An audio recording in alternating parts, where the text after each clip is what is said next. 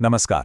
आज के इस विश्लेषण में सीधे चलते हैं देश की सबसे बड़ी मेडिकल प्रवेश परीक्षा नीट यूजी 2026 के अचानक रद्द होने की हैरान करने वाली खबर पर। एक ऐसी खबर जिसने देश भर के लाखों छात्रों और उनके परिवारों की नींद उड़ा दी है।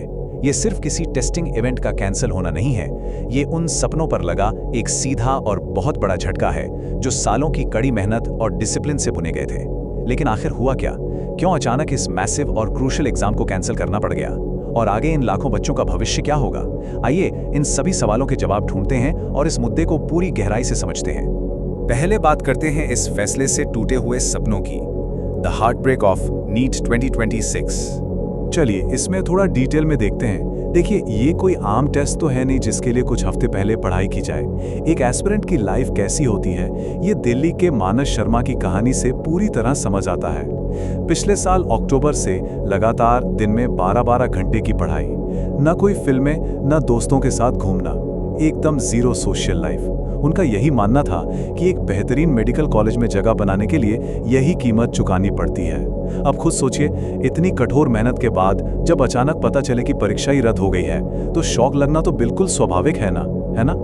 और सिचुएशन सिर्फ मानस की ऐसी नहीं है, ऐसे लाखों छात्र हैं। बिहार के रहने वाली 22 साल की अनामिका की ये बात सुनिए। ये इनका छठा अटेम्प्ट था। जी हाँ, छठा अटेम्प्ट। इन्होंने कॉम्पिटिटिव एग्जाम्स के हब कोटा में कोचिंग ली। कोविड की वजह से रुकावट आई, पर फिर भी हार नहीं मानी। इनका तो यहाँ तक कहना है कि इनकी पूरी जिंदगी बस कॉलेज और लाइब्रेरी तक सिमट कर रह गई थी। इस साल का एग्जाम इनका बेहद शानदार गया था। एक अच्छी रैंक आने की पूरी उम्मीद थी, लेकिन इस कैंसिलेशन ने अचानक उनके सपनों पर जैसे ब्रेक लगा दिया। एक ही झटके में सब खत्म सा लगने लगा। तो आखिर इस परीक्षा में ऐसा क्या है जो लोग इतना बलिदान देते हैं? Inside India's toughest exam. इन बलिदानों को समझने के लिए थोड़ा इस एग्जाम के सिस्टम को करीब से देखना जरूरी है। नीट यूजी यानी national eligibility entrance test for undergraduates. Simple शब्दों में कहें तो भारत में अंडरग्रेजुएट मेडिकल सीट्स पाने का सबसे बड़ा और सच कहें तो सबसे कठिन रास्ता यही है। चाहे किसी सरकारी कॉलेज की सस्ती मेडिकल सीट हो या देश के किसी टॉप प्राइवेट कॉलेज की सीट, दाखिला मुख्य रूप से इसी एक परीक्षा के परफॉर्मेंस पर टिका होता है। एक मॉडर्न डॉक्टर बनने का सफर यहीं से शुरू होता है। अब जरा इस आंकड़े पर ध्यान दीजिए।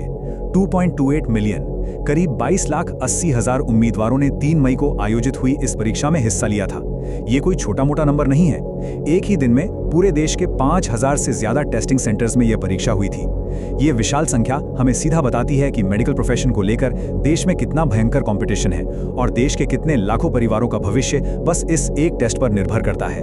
इस सिस्टम के अंदर की बात करें तो इस एग्जाम को नेशनल टेस्टिंग एजेंसी यानी एनटीए कंडक्ट करवाती है। ये पूरा पेपर 720 मार्क्स का होता है। सीट्स बहुत कम हैं और उम्मीदवार बहुत ज्यादा, इसलिए एक बेहद टाइट और फियर्स कंपटीशन पैदा हो जाता है। एग्जाम के तुरंत बाद छात्र प्राइवेट कोचिंग सेंटर्स की अनऑफिशियल आंसर कीज से अपने मार्क्स मैच करते हैं और इन्हीं कीज के हिसाब से मानस को 615 और अनामिका को 640 मार्क्स आने की उम्मीद थी। ये वो स्कोर्स हैं जो टॉप गवर्नमेंट कॉलेजेस में आसानी से सीट दिला सकते थे। पर अचानक खबर आती है जिसने सब बदल दिया। Millions left in Limbo. आइए देखते हैं कि ये पूरी टाइमलाइन कैसे आगे बढ़ी। महीनों की कड़ी तैयारी के बाद 3 मई को एग्जाम स्मूथली कंडक्ट हो गया था। छात्र अपने आने वाले कॉलेज के डॉक्यूमेंट्स जमा करने के बारे में सोच ही रहे थे कि अचानक राजस्थान से क्वेश्चन पेपर लीक होने की रिपोर्ट्स और एलिगेशंस सामने आने लगे। फेडरल एजेंसीज तुरंत जांच में जुट गईं और फिर मंगलवार को एनटीए ने एक सख्त कदम उठाते हुए उस 3 मई की पूरी परीक्षा को ही रद्द करने का फरमान सुना दिया। हालांकि एजेंसी ने वादा किया है कि अगले हफ्ते रीटेस्ट की नई तारीख आएगी, पर इस अचानक हुए एडमिनिस्ट्रेटिव फैसले ने लाखों बच्चों की जिंदगी को जैसे आधार में लटका दिया है। अब यहाँ 2 बिल्कुल अलग और जटिल पहलू सामने आते हैं। एक तरफ तो वो टॉप परफॉर्मिंग बच्चे हैं जो पूरी तरह टूट चुके हैं क्योंकि उनकी सालों की मेहनत का नतीजा अब मिट्टी में मिल गया है। पर वहीं दूसरी तरफ अगर हम कंप्लीटली न्यूट्रल और एडमिनिस्ट्रेटिव नजरिए से सोचें तो एग्जाम रद्द करना जरूरी भी था। तर्क बिल्कुल सीधा है। अगर पेपर सच में लीक हुआ था तो चीटिंग करने वालों को उन मेडिकल कॉलेजेस में एंट्री क्यों मिले? ये हक तो सिर्फ उन मेहनती छात्रों का होना चाहिए जो दिन रात एक करके पढ़े हैं। बल्कि मानस जैसे कुछ पॉजिटिव सोच वाले बच्चे तो इस कैंसिलेशन को एक नई अपॉर्चुनिटी की तरह देख रहे हैं ताकि वो रीटेस्ट में अपना स्कोर और भी लंबा कर सके। लेकिन चलिए प्रैक्टिकली सोचते हैं, इतने स्ट्रेस के बाद वापस ट्रैक पर आना इतना आसान नहीं होता। असम की 20 साल की सुमी का ही उदाहरण लीजिए। इनका कहना है कि जब पहली बार कैंसिलेशन की खबर आई तो उन्हें यकीन ही नहीं हुआ, लेकिन फिर उन्होंने खुद को समेटा, एक नया शेड्यूल बनाया और वापस किताबों की तरफ लौट आईं। रेजिलियंस तो वाकई कमाल की है इन छात्रों में, लेकिन सुमी खुद मानती हैं कि इस अनिश्चितता ने उनके मेंटल पीस और फोकस को बहुत बुरी तरह हिला दिया है। दोबारा उसी कठोर रूटीन में वापस जाना आसान तो बिल्कुल नहीं है। अब इस पूरे मुद्दे के सबसे बड़े सवाल पर आते हैं, अ ब्रोकन एग्जामिनेशन सिस्टम। इन सभी इंडिविजुअल कहानियों से थोड़ा जूम आउट करके अगर पूरे देश के सिस्टम को देखें तो मुद्दा और भी गंभीर लगता है। बात सिर्फ इस साल की नहीं है। साल 2024 में भी नीट एक बहुत ही बड़े कंट्रोवर्सी का शिकार हुआ था, जब पेपर लीक्स और इर्रेगुलरिटीज के आरोप लगे थे और देश भर में भारी विरोध प्रदर्शन हुए थे। और अब 2026 में राजस्थान से जुड़ी लीक क्लेम्स के बाद तो पूरा का पूरा एग्जाम ही कैंसिल करना पड़ गया।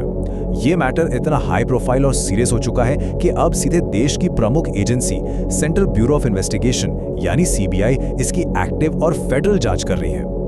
और इन सभी एडमिनिस्ट्रेटिव चूकों का सबसे डिस्ट्रक्टिव नतीजा क्या होता है? Federation of resident doctors association यानी फॉरडा की प्रवक्ता गरिमा शुक्ला का ये बयान पूरी सिचुएशन को परफेक्टली समराइज करता है। वो कहती हैं कि ऐसी घटनाओं का बार बार होना सिर्फ प्रशासन का फेलियर नहीं है, बल्कि ये लाखों मेहनती छात्रों के मनोबल को तोड़ने जैसा है। एक बहुत बड़ा ब्लो है।